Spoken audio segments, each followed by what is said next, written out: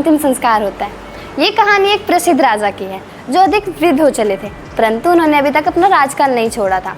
उन्होंने अपने महल में एक बड़ा सा उत्सव रखा, हर तरह तरह के राज्य के राजाओं को आमंत्रित किया और एक प्रस्तुत नृत्य को भी बुलाया और गुरुजी को ही बुलाया। गुरुजी आए, दरबार में आए वो, बट उनके पास कुछ था नहीं नृत्य को देने के लिए। तो फिर राजा ने उन्हें एक मुद्रों से भरी पोटली उन्हें दी और कहा, जब भी आपको नृत्य अच्छा लगे आप इन्हें पुरस्कार के रूप में दे दीजिएगा।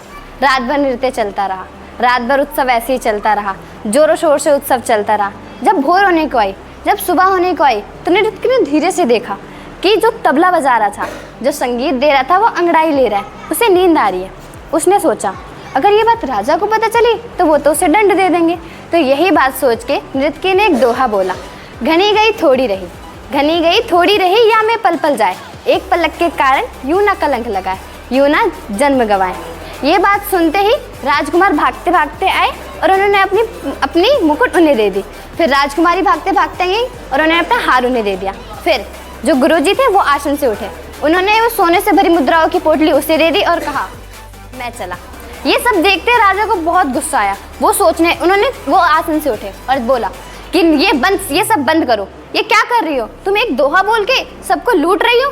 फिर गुरुजी ने कहा, राजन इसे कुछ ना कहो, इसने तो मुझे मेरे जीवन की सबसे बड़ी सीख दी है कि घनी गई थोड़ी रही, यानी थोड़ा सा तो जीवन बचा है। मैं जीवन भर तपस्या करता रहा, वन में घूमता रहा, वहाँ पूजा पाठ भक्ति में लगता रहा, और मैं आज आपके एक कहने पे नृत्य देखने आ गया, उन्हें नृत्य का पुरस्कार देने लग गया।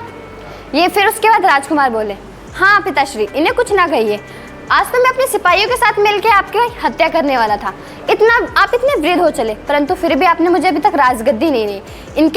इनके दोहर ने मुझे ये सिखाया, घनी गई थोड़ी रही, थोड़ा सा तो समय बचा है, आज नहीं तो कल राजगद्दी मिल ही जाएगी, मैं राजा बन ही जाऊंगा, फिर आपकी हत्या करके ये कलंक अपने सर पे क्यों लूँ। फिर राजकुमारी ने कहा, हाँ इनके दोहे ने मुझे ये सिखाया, आज मैं एक राजकुमार के साथ भागने वाली थी, मेरी शादी की उम्र हो चुकी है, परंतु फिर भी आपने मेरी अभी तक शादी नहीं कराई है। ये सारी बात हुई। फिर उसके बाद राजा थोड़ी देर सोचे, फिर उन्होंने कहा कि ठीक है, मैं आज से ये ऐलान करता हूँ कि इस राज्य का राजा राजकुमार है, और बेटी तुम्हें जिससे भी विवाह करना है तो उनके गले में जाके माला डाल दो, तुम्हारा विवाह तय हो जाएगा।